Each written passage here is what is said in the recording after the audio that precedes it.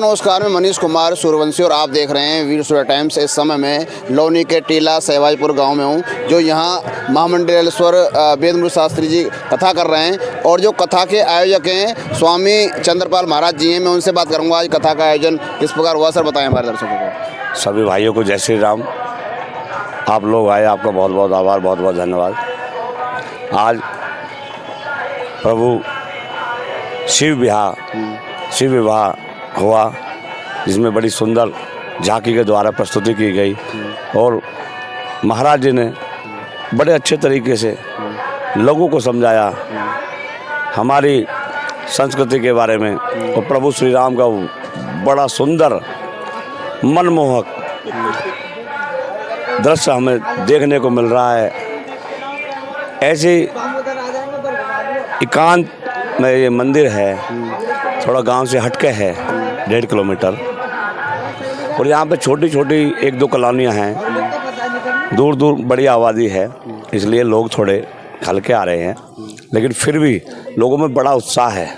प्रभु श्री राम के भव्य मंदिर के पावन अवसर पर जो ये राम कथा हो रही है, इसको बड़े लोग बड़े सुंदर ढंग से महाराज जी इसको प्रस्तुत कर रहे हैं और लोगों को अच्छी तरह से समझा रहे हैं प्रभु श्री राम के विषय में।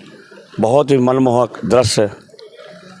मैंने यहाँ पे माता बहनों को भी और मैं स्वयं भी बड़ा भावुक हो जाता हूँ जब महाराज जी प्रसंग भर भर के प्रभु श्री राम के विचित्र रूप की वर्णना करते हैं।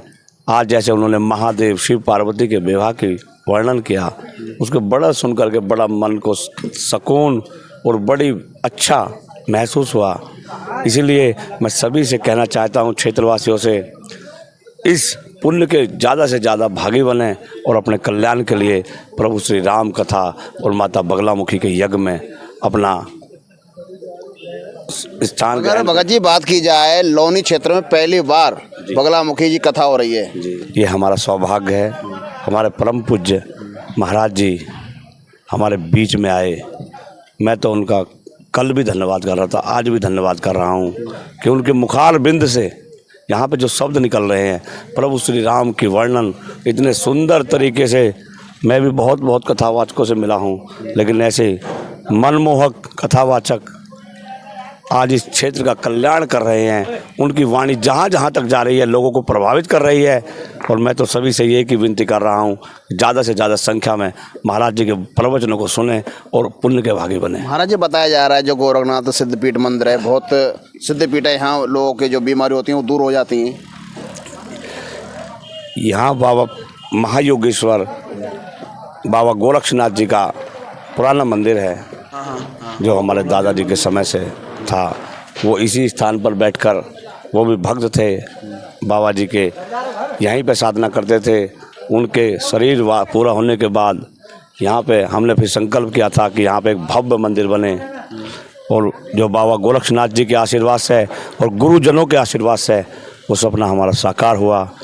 मैं सभी को गुरुओं के चरणों में कोटि कोटि नमन करता हूँ।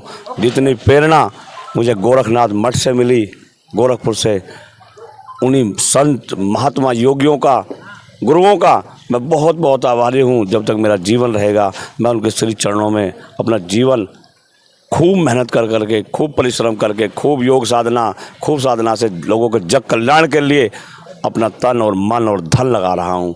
मैं इसीलिए कि यहाँ जो भी आए सच्चे मन से बाबा गोरक्षनाथ जी उसके मन की मुराद पूरी करें। और यहाँ पे बहुत असंख्य लोग आते हैं जिनका कल्याण भी हुआ है और बाबा जी ने सबको खुश किया है।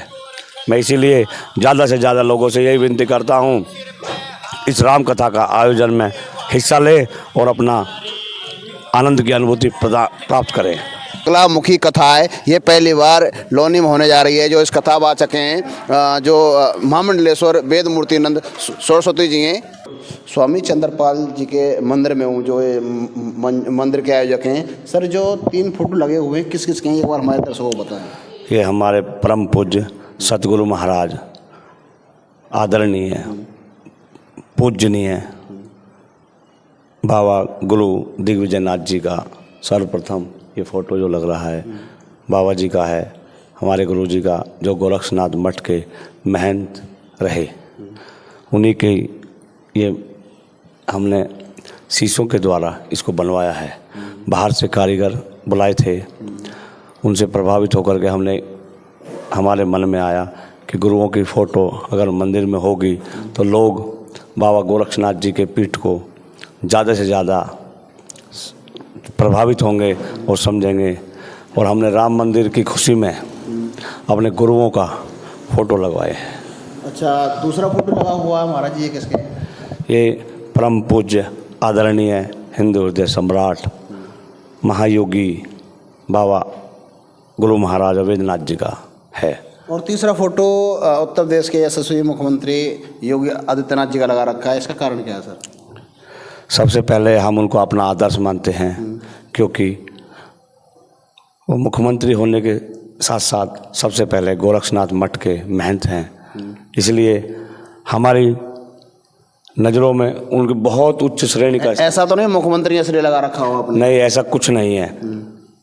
बाबा जी जब मुख्यमंत्री भी नहीं थे, जब भी हमारे हृदय में थे, आज मुख्यमंत्री हैं, जब भी हृदय में हैं, चाहे वो मुख्यमंत्री रहे या ना रहे, उसकी हमें कोई नहीं, लेकिन हमारे आदरणीय और पूजनीय हमेशा रहेंगे। महाराज जी, अगर पीछे बात की जाए, कुछ फोटो लगे हुए हैं, किस सेना आप?